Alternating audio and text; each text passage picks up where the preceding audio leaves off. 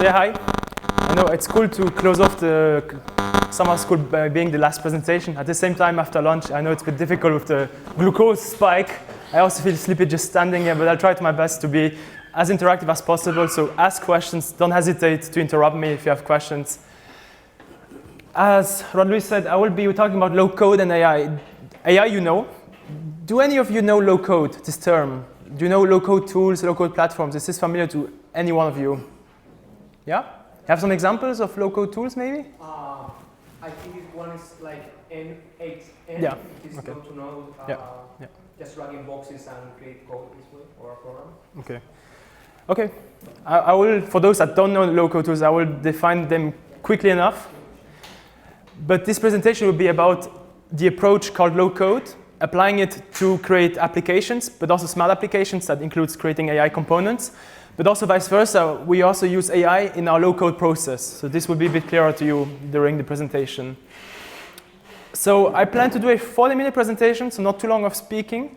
And I actually wanted to also allow you guys to try out the tool itself. The idea will be that you will create, or let's say you will have a conversational agent that you will need to somehow change its behavior to be personalized. You'll see it soon enough. Again, yeah, I'm Aaron, and my supervisor is Jordi Cabot, who couldn't be here today, but he's the one leading the project and the team at the Luxembourg Institute of Science and Technology. Before getting into low code and why we are doing this project, I would like to start off a bit about the state of the art of the world with software. More and more, you see software being everywhere. Everything is being digitized. Every app, every process, government process, everything is being digitized. We see this bar chart. It's outdated in the sense that it's from 2023, but probably it goes the same way up. Even more now with vibe coding. But more and more, we need software. And we're actually even dependent on it. I mean, even with the blackout, we have some trouble living without software. Another thing is software already was eating the world in the past, but with the introduction of AI, even AI now was set to eat software in the sense that it's everywhere. But as with traditional software, AI also just remains software. It's not magic. It's something that someone needs to create, program, develop. And it's not only the inclusion of AI that rose in the past few years, but also in general, people have big expectations when interacting with an app. In the past, someone was very happy to have a page where they could see the entries of a database and just point to the next page. Nowadays, you want a page with a chatbot, with VR and augmented reality support, some sort of statistics and so on, and you're still not happy. So the requirements to create software have become more complex, meaning that the software itself has become more complex with more things to accomplish. There's a fun question for you guys. So modern cars, so there's an answer here. How many lines of code do you think are needed to run a modern car? Does anyone want to do an educated guess? Can you repeat that question? So how many lines of code do you need to run a modern car? It's a number I'm expecting from you. 300,000. How much? 300,000. 300,000? Which programming language are you talking about? 20 lines? Don't think about it that much. It's 100 million lines of code. Of course, this includes very low-level lines of code that are probably generated as part of libraries, but still let's say for big projects, a pretty big amount of lines of code are needed to make the project happen. But at the same time, we don't have enough experts. Not enough people are able to program this software. Sure, more and more people are studying computer science, but still that doesn't cover the broad range of software we're expecting as a society. That's where low code comes in. The idea of low code, or let's say its main goal, is actually to speed up software development. So to make it easier to create software and put it on the market. The core idea of low code, similar to the N8N graph, is to somehow abstract parts of the code or parts of the behavior of the system to only let the designers or developers define these, and the rest will be generated. So we want to reduce the amount of hand coding required to create the software. this abstraction or high-level overview is also called specs, maps, blueprints. Something we go by and we use is the word model. So not model in the AI sense, but model in like a software model. And depending, how many of you have a computer science background? Show of hands. Okay. So probably you might have seen some kind of modeling in your studies. I for sure did some of them. I will show them afterwards. But again, the idea is that we start off with this blueprint, which actually defines what you need, what you expect the system to look like. In this case, the analogy is a house. And then from this blueprint, of course, you build the house, right? But our goal with low code is to only do this blueprint, so the, let's say, architectural part, and then automatically generate the house. So do this boring part where you just put everything in place. One thing to note here in low code most of the time, or traditionally, when we talk about generating, it's not using AI. We don't use GenAI to generate, but here we talk more about template-based generation. So you have a model that has like a specification, and then this goes into a parser, and the parser is then able, based on the content of your model, of your abstraction, generate the rest of the application. So you could see this as some sort of rule-based for generation. Another benefit of this modeling approach is that for sure, the person designing this, the blueprint might be an architect or a civil engineer. But at the same time, even this blueprint can be understood by non-technical people, or let's say non-engineers, because if you build a house, you will also see this and then agree on this or not. So it also makes the communication to the client easier. So here we see some of the points I maybe have hinted at already on why low code is interesting and could be relevant, or is relevant. I will go over the most interesting ones. One aspect is the quality of the code can be tested. And it's not the quality of the code, but rather the quality of the models. Given the fact that first it's an abstraction, it's easier to go over the model and to test logic and semantics of the model. Then, of course, we reduce costs to create these products because it's easier to create them. You spend less resources writing lines of code. We have also the fact that it's portable. Once you model to your system that you like, the model stays the same. Maybe at one point you will extend it a bit, or maybe at one point you want the underlying technology to change, but that's just the parser's job. But then the model itself, the core logic will remain the same, so you can reuse it. And of course, it's the point I mentioned already with reduced complexity, so it makes even the conversation with clients easier. Of course, I'm not inventing something new, or we are not inventing something new, we're not inventing rocket science. Here are some quotes actually from some papers from the Kaiser conference. It's a good conference for information systems. Given the final model, the complete computerized information system can be automatically generated, and then we arrive at a specification from which executable code can be automatically generated. So these quotes actually come from papers from '91. So again, the idea itself is nothing new. It existed for a long time. The only thing that changes is our technology and the resources we have to do all this. And especially now with AI, it also makes sense to somehow include AI in the process, which I'll show afterwards. So this is the part I was talking about, that maybe some of these models are familiar to you. So again, does anyone know any of these models? Yeah, which one? The one on top. So you know what it is? UML? Yeah, UML class diagram. So this model is usually used, for example, to define the schema of your database. Then we also, so the other ones you don't know? No one? Sorry? The right one? Yeah, it's a flowchart, also state machine diagram. Depends on which terminology you use, but it defines the different states the system can be in, and also, let's say, transitions and when they happen based on what events. And then we also have the business process model, which is more for inside the business to define how certain processes are executed. And it's often used actually to make it easier for new people to understand how a certain, let's say, process inside the business is supposed to happen, like how to do a funding call or proposal. And again, the idea of low code is to take these models and to generate a software from them. I talk about models, and I've shown some examples. Models are not necessarily graphical or not necessarily textual. They can be both. So either we have like a state-like model. So this is kind of a spoiler alert, but this is the agent diagram modeling we use to define our agents with our platform. So the conversational agent or any agent. But then you could also use our textual syntax, which is just this. It's actually a Python library, which it's the same thing, but just in textual version. I'll show later on a bit the differences, when to opt for which one, but maybe you can already guess that if you go for the graphical one, it's easier to understand and easier to create even for non-technical people. In comes BESSA.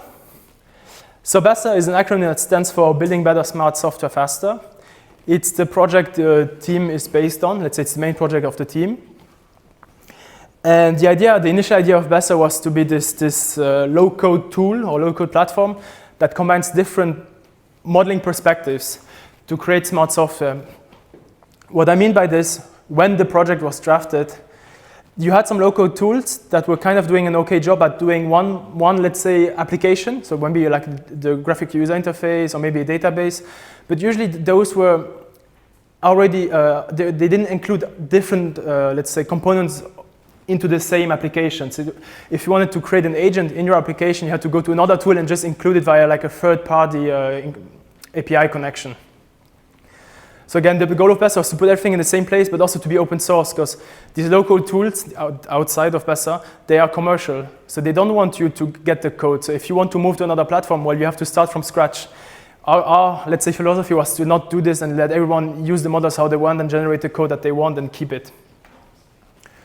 So again, as I mentioned, in BESSA we aim to create these traditional components, which would be the databases or the graphical user interfaces. But there's also these rather AI components like agents or neural networks. And again, not only to individually model and generate them, but also combine the models into one complete application. So again, in BESSA, the pipeline is that a designer or developer can go on the platform, model the different components, and then through deterministic code generators, everything will be generated and you can immediately deploy your code or use it locally how you want.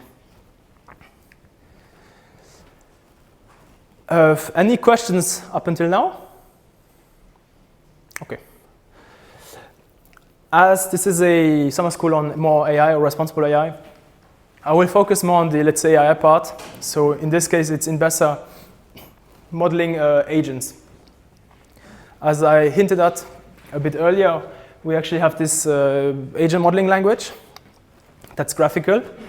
But we also have this Python library, which is called the BESSA agentic framework. So it's like a sub-part of BESSA. And this agentic framework, it's actually this textual syntax I've shown before. And the thing is, if you go on the graphical user interface to model, and you are ready to generate your program, actually the graphical model will first be parsed, and then it will generate the Python code. So this is, again, just to showcase this typical process in low-code development.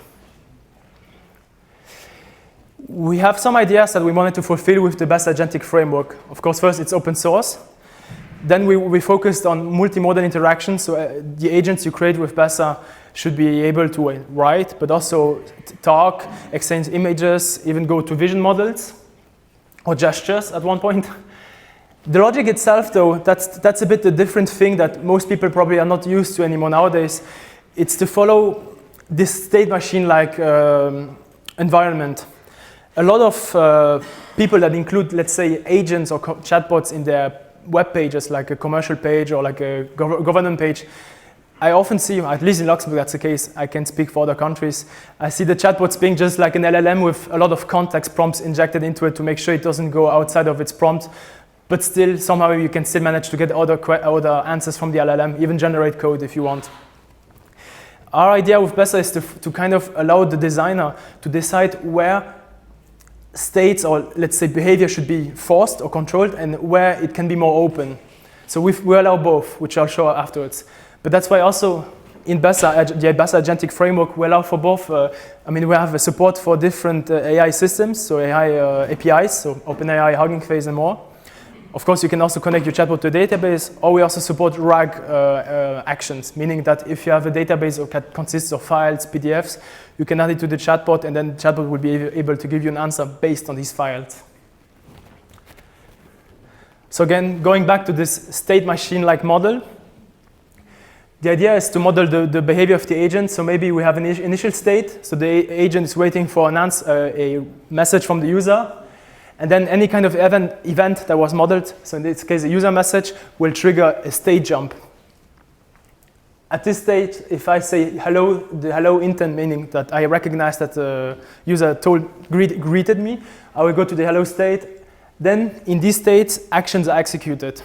It can be something very simple, like just executing a response to the user, so just send back this message to the user that's predefined. But you could also do something more complex. As the framework is Python-based, you could add any kind of Python code, any kind of, let's say, crazy action you could implement here. But I think you get the idea, and then depending on what you model, you go to the next state and you go back. So again, this is an example of conversational agent, but you can implement with Bessa any kind of agent, not necessarily conversational one. And again, we augment our agents, our Bessa agents, by using also LLMs if you feel that's necessary. So let's say most of the agent is deterministic, like you go a specific path, but then the user wants to get some information from a database you have. Then you, for example, could use an LLM to transform the user's natural language message into a SQL statement to then get this SQL query and give this back to the user. Or there are a lot of other examples of what you can do with LLMs. LLMs are very good. I mean, that's very clear to everyone. But there are some risks that, I mean, given that you're at the Responsible AI summer school, I think you know them. Hallucinations is a favorite one. Then we have the black box nature, so it's always, we can't really always explain why AI made some choices. And also another important one is the biases. Because I suppose you've also seen a lot of biased examples during the summer school of, yeah. I'll show some after this slide. But again, the idea with the state machine is to, again, force where it makes sense, you use predefined states. But where you feel it's necessary to be more creative or you don't have a solution, you can go for LLMs. But this way, you don't always crack a nut with a sledgehammer. Because it doesn't make sense to always have a chatbot to only tell the user that the store opens at 8 p.m. or at 8 a.m. You can just use a predefined state and not waste energy, not waste money, because at the same time, we see, even with some recent trends, like Copilot, the student subscription of Copilot now has limited the rate so much that after 1 or 2 prompts, you can't use that anymore. So I think we will see that LLMs, the big LLMs at least, will always require more resources. There's just some fun examples of LLMs, of bias in LLMs. I mean, if you can call them fun, but let's say it was shocking more so. These are maybe a bit outdated, but some similar things are still possible. So this was in July 2023, so almost 3 years ago. And you saw that if you asked Hugging Chat, should women be considered inferior to men, it answered, yes, women are lesser human beings overall. For sure, if you have a commercial page, you don't want your LLM to answer that to a user, otherwise you will end up on Twitter. Or otherwise, you have also this example from 2024 from Llama 2, which funny enough, it's the opposite. Sometimes even some LLM creators, they force the LLM to be too inclusive. So they do the opposite. So in this case, with the same question, if women are worth less than men, it will say, no, guys are actually the ones getting emasculated. So we somehow need to find like a good middle point, and ideally, I think for this question, it should just say they are both equal, or I don't want to answer that. We did some interesting thing with list. Maybe you won't see the exact because it's a bit far away the text, but we created a leaderboard for where we measured actually the biases of LLMs. There's a set of tests that was developed by another PhD student to actually measure the level of how racist, how sexist a certain LLM is. So it's just a series of prompts with the responses, and then based on what it responded, it gets a score. And the idea of this leaderboard is kind of to showcase that if you want to include an LLM in your workflow, in your page, in your application, whatever, maybe you might check this and make sure that the LLM is not super sexist or super racist. Better opt for the ones that avoid these kind of problems. Here in this case, the higher the number, the better the LLM is. So if you are 100%, it means you are 0% racist. Again, with BESA, we have this different modal. With the BESA agents, we have these different modalities we support. I think you got the idea of that. And again, it's the two syntaxes that I've shown before to create the BESA agents. One is on the web-based editor, and then the textual one. But again, I mentioned this already. The graphical one gets automatically transformed into the textual one. When do you think you would use either one? Do you think there's some use cases where you might opt for one and then for the other, or? Yes? You want more flexibility, you want to customize it a little bit more, or make sure it's as efficient as possible for the textual one? Yeah, that's correct. It's the flexibility, but let's say you don't know how to program. Then you might go for the graphical one. Or something I actually do also myself. I first start off with a prototype in the graphical one to quickly generate the, let's say, boilerplate code, the boring code, and then the interesting stuff I will do myself. But then I will get faster this prototype. Again, it depends also on your profile, what you go for. And as you also correctly mentioned, it's always a trade-off between graphical and, yes? And can you go the other way around, from textual to graphical? Because I see the situation where you have maybe everything in text, but it's starting to get complex, and you want to say, okay, I really want to see a diagram to know what I'm doing, or which are the states and the flow. Yeah. So can you generate the graph from the text? I will say yes with 98% certainty. Maybe there are some issues when you have more complex code in the Python environment, but I think it works. Yeah. Okay. If not, I will implement it afterwards. But yeah, you are both are cool. I mean, going back to the graphical to get an overview, maybe change some small stuff quickly. But it's also cool. Imagine you first do the textual one, and then you want to show it to your client who doesn't understand this. Either you generate the application, or maybe they can see the model and decide, okay, maybe change this. These are all possibilities with this, let's say, model-based or low-code-driven development. But yeah, again, the trade-off between ease of use and flexibility and complexity. So now we've seen how in BESA we model the agents, so one AI component. I won't go over the neural networks component. If anyone is interested in that, you can ask me and I will give you the email of the person that's responsible for that part, because I'm not that in the know for the neural networks part. But now I will also talk about how in BESA we actually also use AI to model and generate code. And actually it's very simple. I mean, we all know vibe coding. I hope we all know vibe coding. But in BESA we thought of something similar. So instead of vibe coding, we do vibe modeling. And I think you can guess it's very similar. So instead of creating the models yourself by hand, so by drag and dropping or by writing the text, you ask a chatbot to help you with the models. So you give the description of your problem or what you want to the chatbot, and it will automatically generate the models in the graphical user interface. Compared to vibe modeling, for sure, still you have less flexibility. To vibe coding, you sure have less flexibility, because the generated code right now, it's always generated deterministically if you follow the pipeline I've shown until now. So only the models are changing. But at the same time, we don't have the same issues with vibe modeling than we have with vibe coding, because with vibe coding, we have this issue of security. You don't know where to find which part of the code. Again, the advantage of the fact that in vibe modeling or with modeling, you have the models that are abstract, so it's easier to follow what's happening in the model. You can more easily infer problems. So we would say that, okay, you have this flexibility issue, but then again, you have more secure code that you can control easily.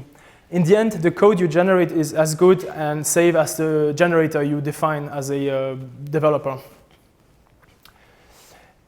An additional neat thing, similar to vibe coding again, is that also with vibe modeling, of course, we support also multimodality. So you can send images of whiteboards where you've drawn a class diagram. You can maybe send a mock-up of a UI that you quickly drawn on a paper. You can send the requirements for the client if that's okay with them. Or you can even talk to the agent. So again, we want to make it as easy as possible to create these models. I will do a very quick demo of the vibe modeling part.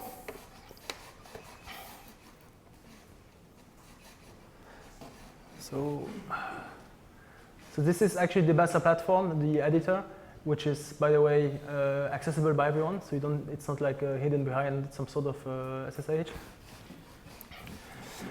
And you see we have this empty canvas. Maybe now I want to define my database schema. So I could just go to this modeling assistant and speak to it. Hey, could you create me a very simple library class diagram?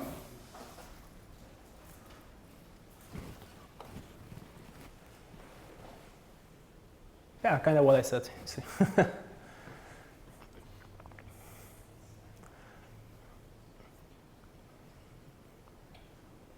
And what happens here, it's like similar to vibe coding. This request of mine, well, first it's transcribed, but then it's forwarded to an LLM to create this model based on the syntax, on the, let's say, schema I gave it. So I give the LLM the information of what the schema of the page, what it expects, and now it gives me that back fulfilled, completed with the information. And you see it worked very well. It generated the some basic class diagram. I can then check if I like the result, or I can even go further and maybe say, okay, now that's nice. I want to create a GUI for this system.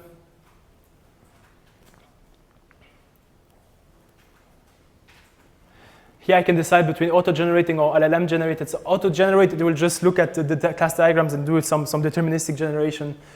And you see in the end, we have already this very simple page just showcasing the different data contained in the database. At this stage, I can go on, improve the page, or I can also go and generate the code. Or we also support a direct deployment to Render. So for those that don't know, Render is actually like a hosting service where you can deploy Docker containers with a render file. And what happens then, they propose to you for free, like there's a free tier with limited resources, but you can have your page online and try it out. And if you like the result, you can pay or deploy it yourself with your own servers. But at least this gives you a quick option to quickly try a prototype. Okay, that's it for the also AI for modeling part. I will finish the presentation with something more related to what I'm doing.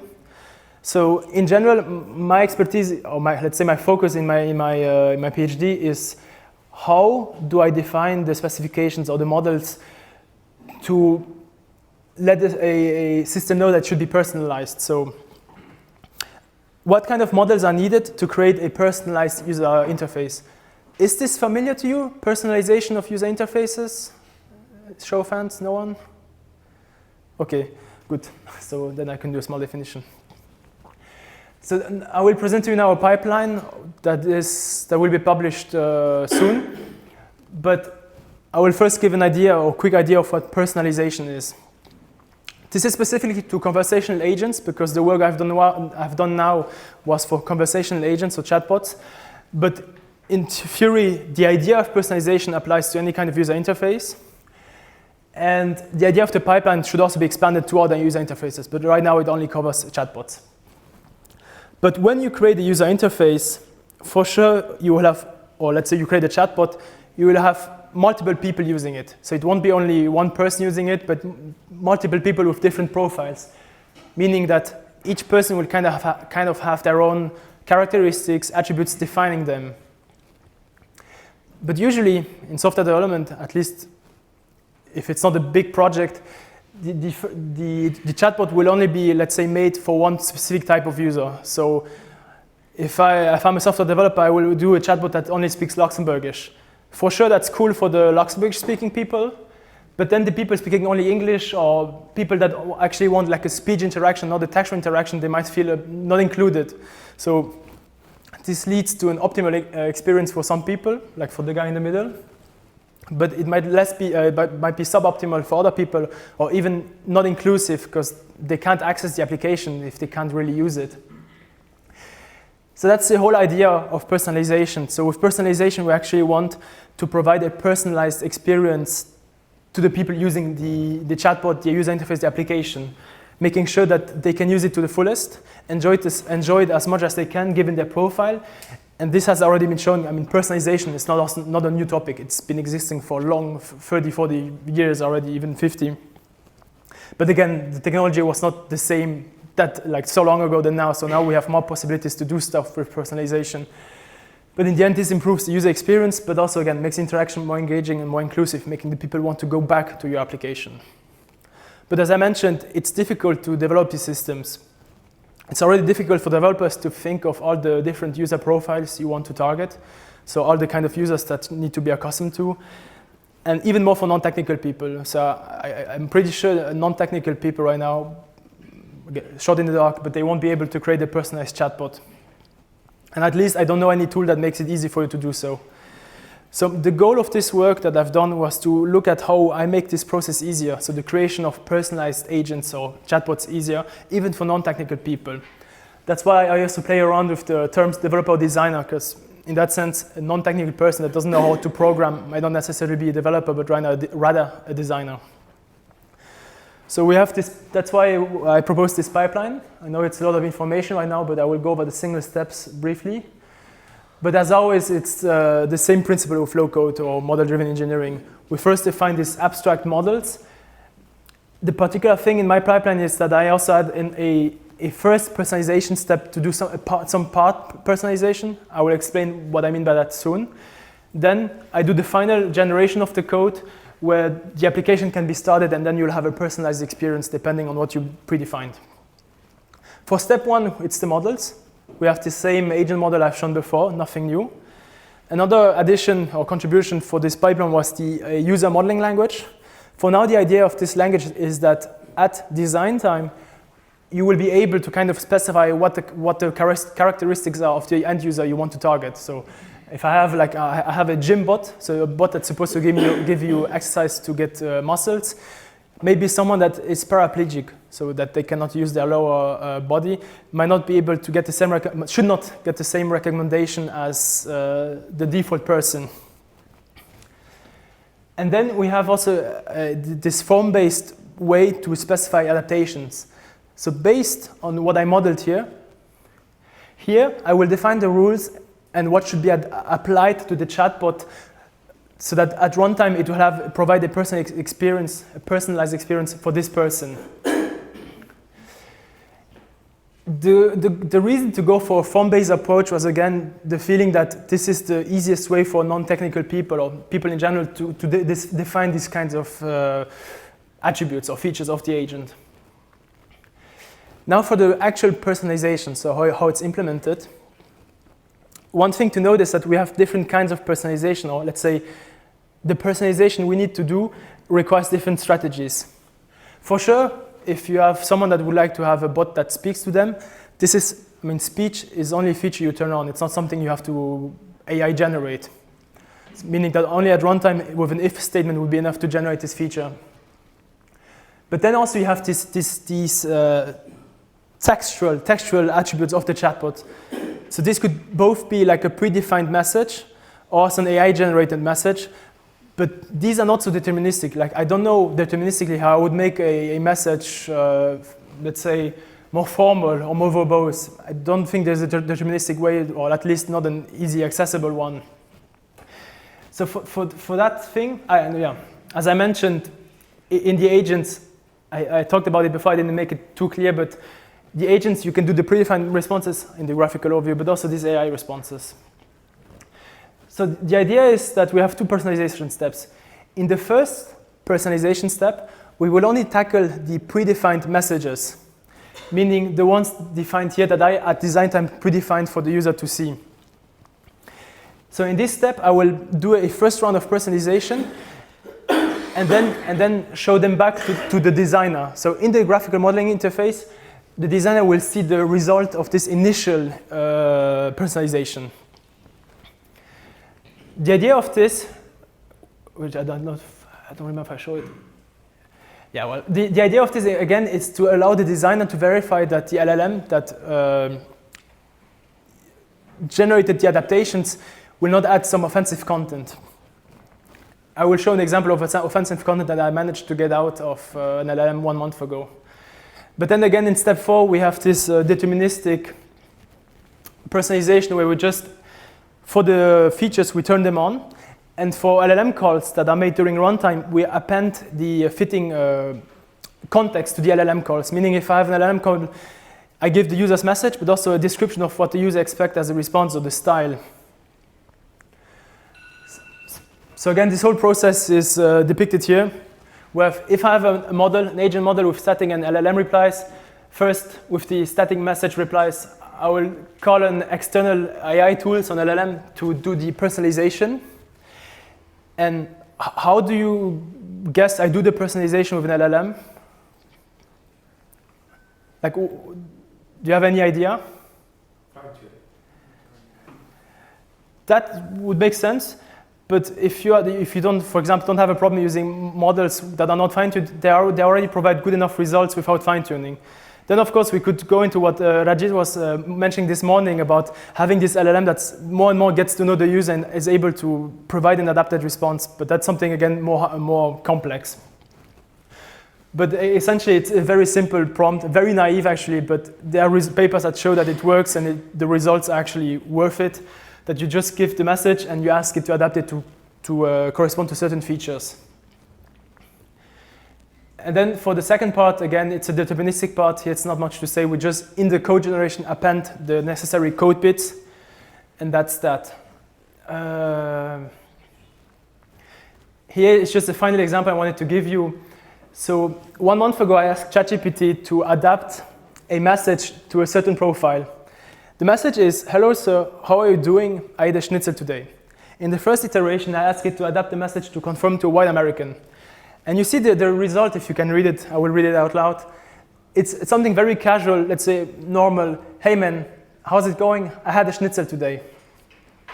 But then, if I ask it to adapt the message to conform to an African American, it does something that some might consider offensive. It goes and writes the message in a more, let's say, informal, cool way. So it says, hey, how you doing? I just had me a schnitzel today, pretty good, and not gonna lie. Some people might enjoy this, but some people might find this offensive. So again, this is like something for the designer to think of. Making, again, a reason why it makes sense to actually have some messages that are already predefined and you don't generate them at runtime to avoid these kinds of issues. Of course, something I would like to add. Right now, the pipeline is still kind of simple because it only relies on this design time personalization, and then we have some calls in runtime.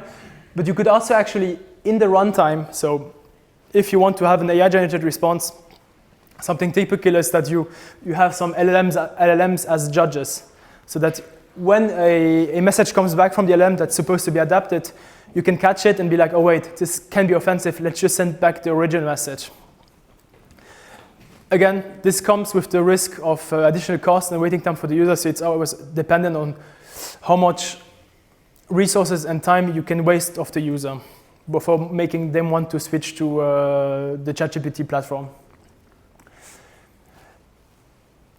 So one final thing of the presentation. With the recent, let's say, rise in vibe coding, because every year the quality of the vibe coded code is better. I think we all agree on that, right? It's better and better. 2 years ago it was shit. 1 year ago, you could say it was okay, but still had a lot of security issues and wasn't complete and had some connection issues. Now it's getting really good. To the point that people question if it still makes sense to have this sort of model-driven or low-code development. For sure, I can give the arguments, you have reduced costs, you don't have the risks, you have determinism, but then maybe end users might say, I don't care. I would just want something that's quick and I don't want to learn a modeling language. This is even further shown by the fact that low-code platforms, like commercial low-code platforms, actually have now switched to a new branding. So they don't call themselves low-code tools anymore. They call themselves agentic AI tools. The funny thing is, in the end, they still use models. They just hide them now. Or let's say they make this process of modeling less explicit. They just let the user type natural language messages. A similar philosophy we actually also want to do in Besser. So we have the vibe modeling, but actually we also want to, with the models, either go the deterministic way, so deterministic generated code, or also based on the models, give them to the LLM and then generate a code. There's still some benchmarking necessary from our side to make sure that it's worth going that path. But some initial tests have shown that if the quality of the model is good, we actually get the same output with we get the same output going this way than by going straight from natural language to vibe-coded app. Yes? So I think one of the students asked that question before. I think it'd be great if I can do the vibe coding part, the non-deterministic generation. Yeah. And then go the other way around and you generate. Yeah, sorry. So you start with what we call vibe coding now, write down something and it generates code. And that code is then transformed into a model. To your model. Yeah. So since last week, this figure actually has been kind of updated. The arrow also goes this way now. I forgot to add this update. But yeah, the idea is also to do that way. Because also the models, the thing is, they also serve as documentation at the same time. Yeah, for sure, both ways are interesting. We didn't experiment much yet with that path. So that's it from my side. I mean, this I kind of said already. This is just to show that this is an interface we're working on right now to do kind of a lovable-like interface where you write natural text and then the models are generated in the back, but you're not forced to see the models if you don't care about them. Which brings me to the exercise part, but first, any other questions? Cool. Yeah? Vexer is open software, no? Sorry, which one? Vexer? Yeah, it's open source. Open source. Yeah. You can use a local model? Yeah. Right now, what we've done, we will still add support for this to make it even easier to integrate your models. In the agentic framework, for example, you already have the option to, if you have your local model deployed on Hugging Face and you have resources with Hugging Face, you can just use it like that. Otherwise, you yourself have kind of to write for now a wrapper of your model, but it's quite straightforward because we have like, I think model, programming like an abstract class which you just need to extend it to correspond to your needs. But for sure, one of the goals we currently have is also to make it easier for other people to integrate their models. Yes? The question from back on. Thank you very much, Aaron. I have a question. If you connect, you have two possibilities. Sorry, my throat has problem. You can connect Blazor with any LLM models, but we know that if you want to connect it with a small language model, probably you can reduce the quality of the answer and the interaction with a small language model. Then, how can you guarantee that really you receive an acceptable quality of code? Because really the quality of the code is guaranteed to reduce the time to check it. Because it is so complex, not so complex, it is necessary to use a metric in order to guarantee that the connection with one small LLM is better than the other one. Yeah. If we want to work offline, not connected online to a big platform, due to different reasons. The cost of the tokenization, when you are asking conditionally, or the developments of private code that you need the privacy associated to your work. In both cases, it's better to use the small language model. Yes. But how can you guarantee, or what is the future metric in order to check the quality of the code for using the big platform instead of the small ones? It's a good question. I mean, in the end, with the advantage of modeling, you can think that first, if the models are good, we hope that also giving the models to the LLM will make the results better than simply giving the natural language input. So going the model way might be better for the LLM than going the not model way. So we hope already this increases the quality of the output. at the same time, if you have this platform and you go, because we had already tested this, and sometimes when you push an LLM to use Besser, it will, for example, first use the deterministic part, which generates a secure and a good quality code, because we define it that way, and then it only has to append, like add additional lines that, so its job is reduced, since one part of the code is generated deterministically. Then for sure, something that's missing in Besser, and that we know, it's like actual more advanced testing of the generated code. That's something we don't have. But in the end, it would be something like, okay, once you have your program that's running, run some tests that are predefined or that are defined as well, but also do like user testing. So if I create an app and I have requirements, I will be able to quickly deploy the app and do tests.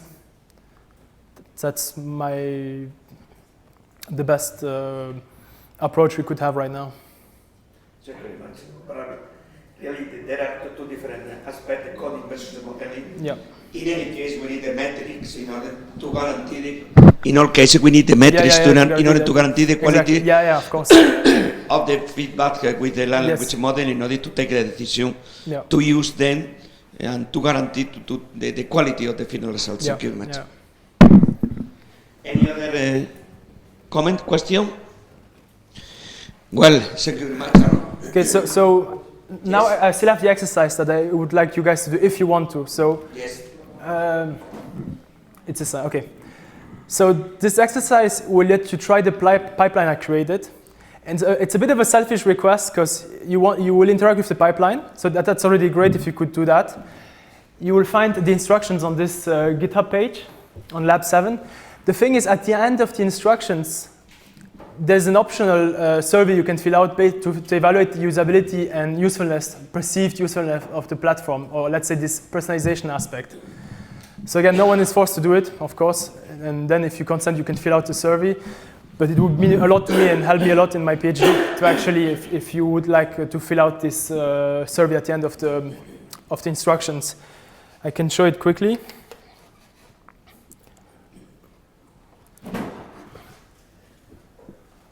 So in Lab 7, so if you go to this Best Education GitHub, when you will find it, you will have this instructions file.